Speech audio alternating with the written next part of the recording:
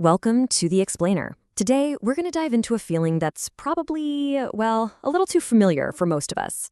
You know that feeling, right? That nagging sense that you're running from something, but the faster you go, the closer it seems to get? You're trying to outrun a problem only to realize you're the one casting the shadow you're so desperate to escape. Well, believe it or not, this feeling is ancient.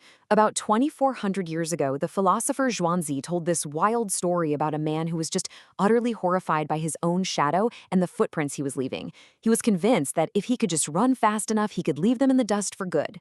But here's the kicker. His solution was the problem. The faster he sprinted, the more footprints he stamped into the ground.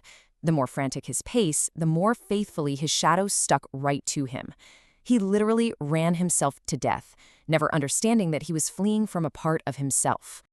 And this story gave us this fantastic idiom, 畏影避跡, and it's the perfect description for how we generate our own stress. We misunderstand our anxiety, our shadow, and our frantic efforts to escape just make it cling to us even tighter. So what's the modern fix for this mental rat race? The answer we get all the time sounds so simple, maybe a little too simple. We're told to just be present. You know the drill. Stop dwelling on the past, stop stressing about the future, just focus on the now. Sounds great, doesn't it? The ultimate cure for a worried mind. But is it really? This slide just nails how absurd it can get. You sit down to mindfully eat your lunch, but instead of actually tasting the food, your brain is going, okay, be present. Am I tasting this sandwich correctly? Wait, did I just think about a work email? Bad. Get back to the sandwich. You're not actually living in the moment. You're just thinking about living in the moment. What this really does is create a new internal critic. This tiny, annoying supervisor in your head whose only job is to constantly check if you're in the now. And this, of course, just creates a brand new flavor of anxiety. Ugh, why can't I do this? I'm so bad at being present. The supposed cure just becomes another problem. And this is the trap Zhuangzi pointed out centuries ago. Forcing yourself to live in the moment doesn't actually free you. You've just traded your obsession with the past and future for an obsession with the present. You're still a prisoner of time. You've just moved to a different cell. So if being chained to the present isn't the answer, what is? Well, Zhuangzi offers this radical, kind of beautiful alternative. Instead of locking your mind down, he says to set it free. He called it youxin, which translates to the wandering or roaming mind.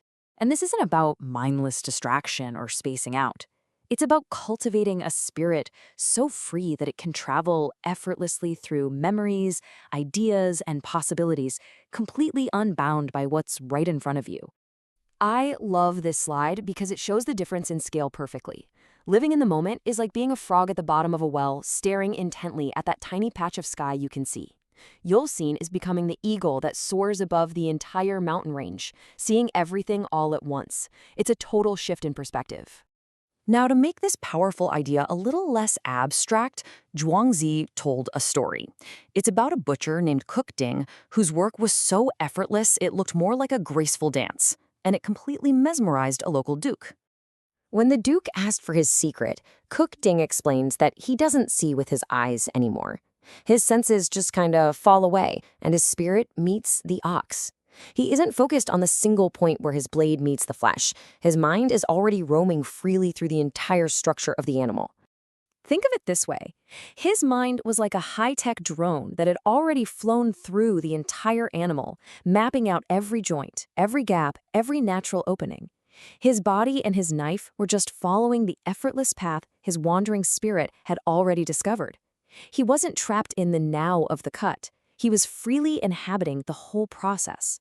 So what if freedom isn't just about skill, but about perception? Zhuangzi tells another great story, this time about a massive, gnarled tree.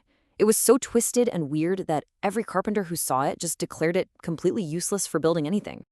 That night, the tree appears in a dream and explains its wisdom. The useful trees, the ones with good fruit or straight lumber, are constantly being harmed because of their usefulness. By embracing its uselessness, this tree escaped the world's narrow definitions and was able to grow freely for ages. Its greatest use was found in being useless. Okay, this all sounds great in philosophy class, but how do we actually practice this in our modern lives? Well, Zhuangzi's stories actually give us a pretty practical toolkit, which we can basically break down into a 4-step guide. First, see your cages. This just means noticing what you're attached to. When you're angry, see the attachment to your ego. When you're anxious, see the attachment to a perfect outcome. Second, cultivate uselessness. Just like the tree, make time for something joyful that has no productive goal, a hobby you're bad at, a walk with no destination. Third, observe the great way. When stress hits, just zoom out. Imagine your problem from an eagle's point of view, then from space. See how small it becomes. And finally, enter the dreamscape. Realize your social roles, your job title, parent, friend, they're like costumes.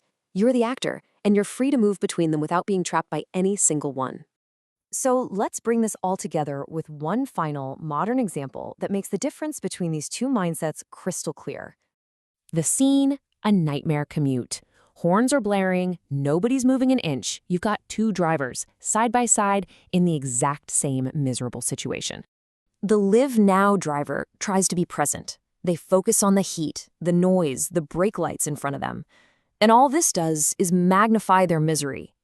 The wandering mind driver, though, they accept their body is stuck, but they let their mind roam free.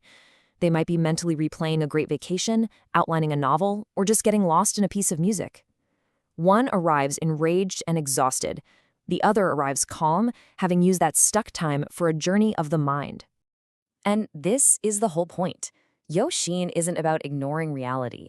It's about building an inner world so rich and free that the frustrations of any single moment, a traffic jam, a boring meeting, can't imprison you. Your body might be stuck, but your spirit is always free to roam. And that's the question to leave with.